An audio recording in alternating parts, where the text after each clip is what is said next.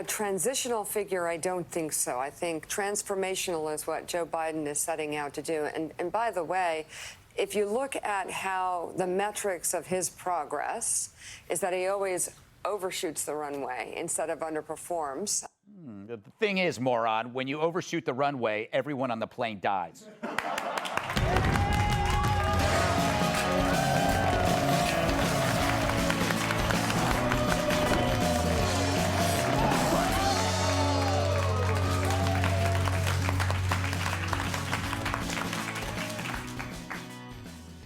So talk about weird.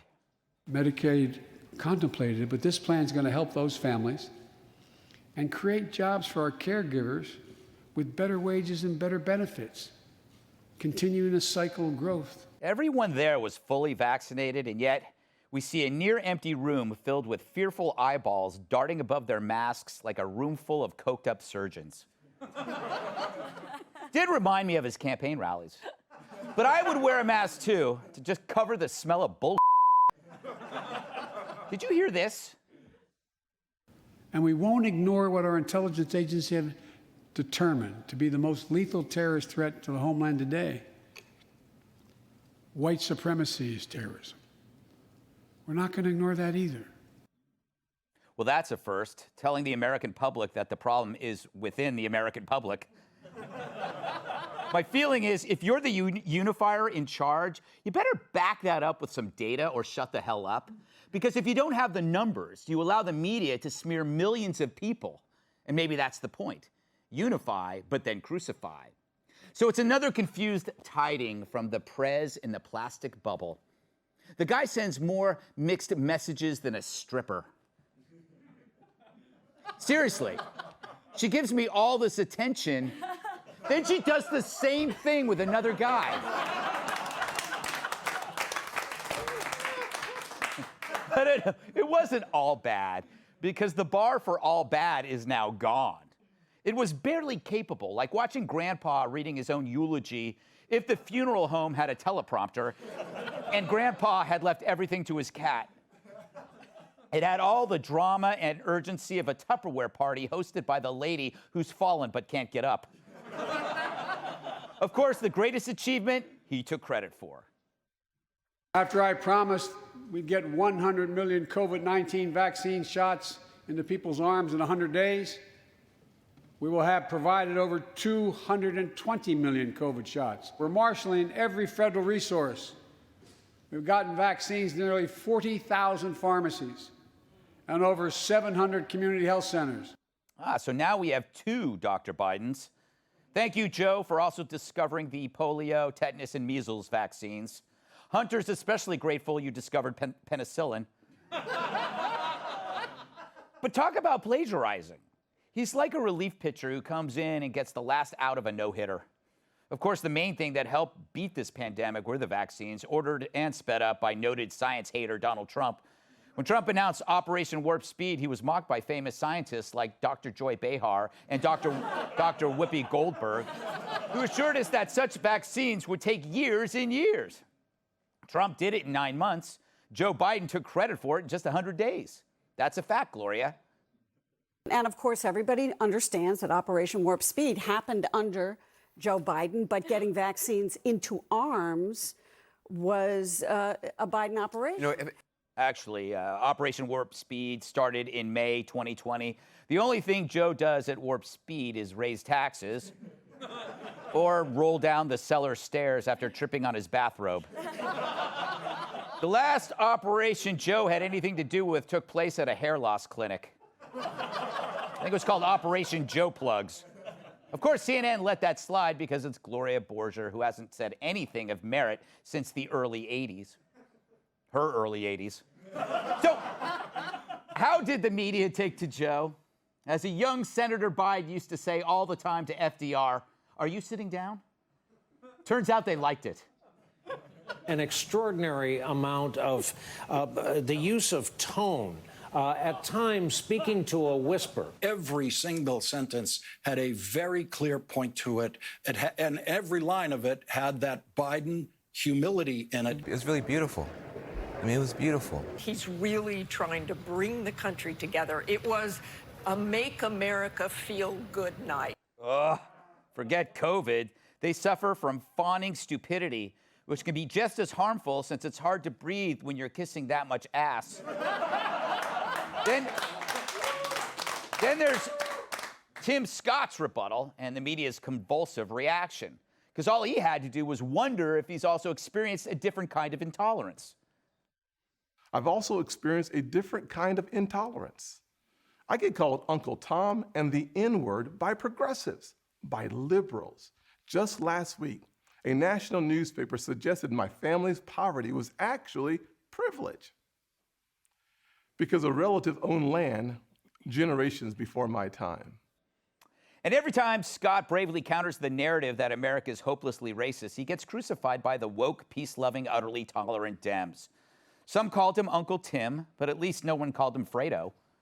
There's some stuff there that may make sense in a sliver of Republican world, but in the news world, I don't think will ring. This is a speech delivered from a planet where facts don't matter, which is where the current Republican Party resides. So it's really not his fault, but it is his responsibility to get his facts straight. This was standard Republican pabulum. America's not a racist country.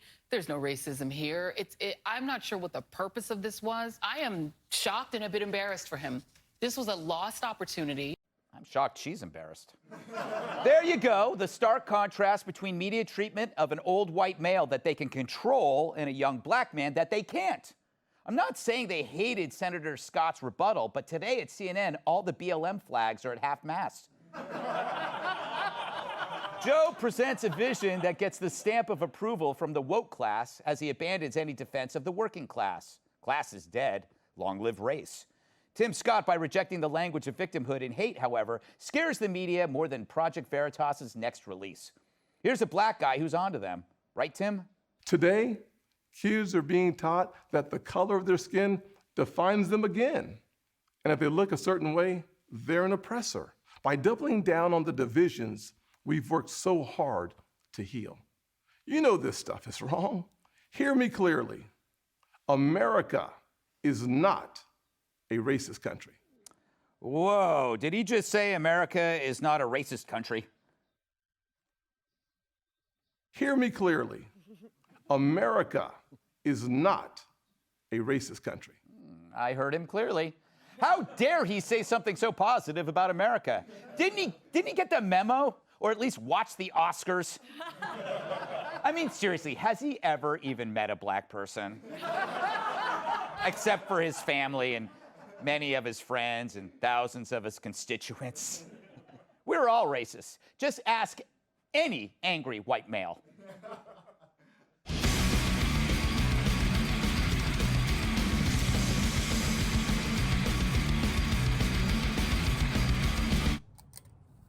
So the whole country's my family now? I don't know. We sure haven't been acting like it lately. And you know what? There's a reason there's a phrase, love thy neighbor. Because you need help with that, right? Nobody's got to remind me, love thy family. But love thy neighbor, that's a different thing. You got to be reminded of that because it takes work and compromise and respecting each other's differences. Hi, Dottie. Oh, that's very cute. Why would you feed squirrels? What a racist. But what's more racist, believing we get to live in the greatest country on earth? Who says that? We get to live in the greatest country on earth. I am confident that our finest hour is yet to come. Original sin is never the end of the story, not in our souls and not for our nation. The real story is always redemption. Everything Scott said was positive and unifying, and it was despised by the media and the Democrats. Why is that? Because they need an enemy, and that enemy is us. They hate redemption because it's what prevents the profits one gets from division. It's also now something the left condemns from a man who has the audacity to be black and say such things. You can't push revolution in America if you believe Americans are actually redeemable. Instead, you must believe that even the black guy is a white supremacist. Dr. King, please pick up the white courtesy phone, or whatever color courtesy phone you prefer. We need you more than ever. welcome tonight's guests. She puts the badass in Banderas. Fox News anchor Julie Banderas. He's so smart, he tells Simon what to say. The Director of Domestic Policy Studies at the American Enterprise Institute, Roy Streeter. She believes laughter is the best medicine, but also Percocet, Xanax, and Valiant. Host of Sincerely Cat on Fox Nation, Cat Tim. And everywhere he goes is an observation deck. My massive sidekick and host of Enough Said on Fox Nation, Tyrus. You know, Tyrus, I'm going to go to you first because you have been on a couple days. How did you like the speeches? All right, I'll keep it real. I watched them both to their entirety. Yes. No matter how much I wanted to, I sat through it. And I wanted to prove a point to myself. So there were some things in Biden's speech that I actually thought were all right. I think we should start our kids early. I do like the sound of going to school at 3 years old. I think it does give us a competitive edge. Get them out of the house, Yeah, too, I don't know Tyrus. about the free college afterwards, but I kind of think when you get older, you need to work your way and go through some bumps. I don't know about the free school. But there were some things that I was like, okay, not bad. Then Brother Scott came on, and I was like, wow, nice job. But both guys, the president and Mr. Scott, were pushing bipartisanship. Right. At the same time, protecting their brand. I also watched an old white man standing on a podium speaking with a woman of color, a really old white woman, as 1 and 2 in case something goes wrong. And then the rebuttal from the Republican Party was a proud black man. I'm sitting in my chair and I'm going, wow, we made it. That's as equal opportunity as you can get, and we're represented. Wow, nice job. But then I watched what happened afterwards. No one was interested in bipartisanship. They went after Tim Scott. They didn't go after Biden. And what I've learned in all our equality, what we've learned now is that racism is not just for white people anymore. Calling him Uncle Tim, then I'll be Uncle Tyrus with him because he preached the same thing. He told the truth. This is not a racist country. We all have obstacles. We all have issues. Somebody might hate you because of the color of your skin or the size of your belly or the sex you are or your orientation. We all got it, but we all have equal opportunities. And in that chamber that night, we saw the opportunities. But that's not what mainstream media was interested in. All they wanted to do was tear it up. I listened to so-called black men who call themselves liberals and fighter for freedom and opportunity, trash him like he was ignorant and he was a white man's dog. Where does that language come from? That was back in the Jim Crow era. That's how they talked and it was acceptable.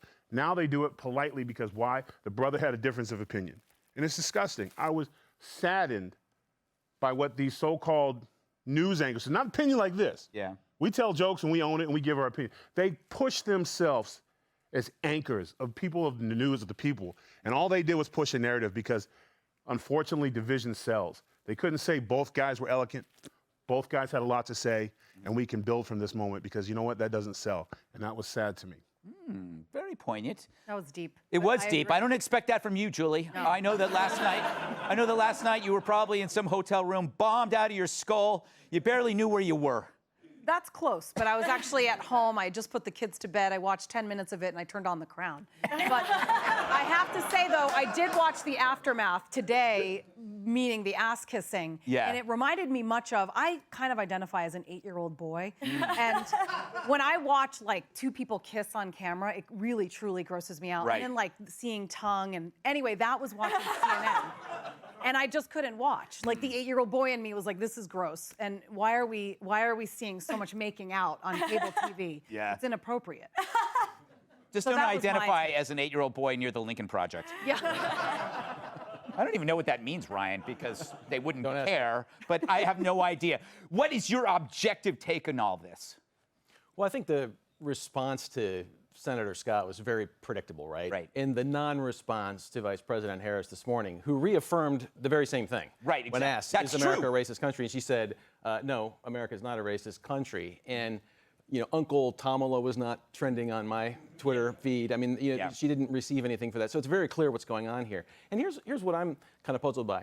Tim Scott is a pretty serious guy. If you ever talk with him, he cares about public policy. He cares about ideas. He actually wants to see things change. He got into politics for the right reason. Right. That's not a particularly common trait in the Republican Party right now. The party's in a little bit of disarray, right? So they've been spending the last 4 years or so coming up with, it's my take, kind of a misdiagnosis of the kind of Trumpian appeal to the working class to come up with conservative-sounding alternatives to progressive ideas. They've been working on conservative minimum wages, conservative child credits, conservative wage subsidies, and all of these things that basically now have created an appetite for the kinds of things that Joe Biden's putting on steroids. Right. And what they really could just be doing is working on trying to get their agenda through rather than just trying to attack Tim Scott, because he's actually speaking for most middle Americans. You know, if you actually look at how people respond to surveys about the American dream, most Black Americans, most Hispanic Americans believe they're on the way. He was speaking their language last night. Attacking him over in this kind of anti-racist way without just essentially talking about the agenda, which has a wide appeal to Americans right now. That's kind of what I'm worried about. Should have been a much easier thing. It just shows you where they are. It just shows you where we've gone. Kat, where have we gone? Where have I gone? Look, I kind of went into a rage a little bit yesterday when Joe Biden said, the government's the people. Yeah. You know, he called me the government, which is the meanest thing anyone's ever said about me. Ever. I don't steal money from other people, right? And then he, stood up there and made it clear that he very much plans to steal a lot of money from a lot of people in this country. And I don't want other people to spend my money, let alone people who think they need to wear masks when they are vaccinated and in a room full of other people who are all completely vaccinated. People are saying, oh, you're doing that to send a message. It's what message are you sending? Get vaccinated. Nothing will change for you? Yeah. I wouldn't care if it was just stupid, because it is stupid, but it's also harmful. Yeah, when I was watching, I know we got to go. I felt like I was watching it was Beneath the Planet of the Apes. It was the second one with the people that lived underground. Do you guys remember that? Yeah. And they were all really scary looking. The Morlocks. Yeah, were they called Morlocks? The Morlocks, yeah. They ate the pretty people up on the ground, yeah. Oh, I better not go there. That is funny.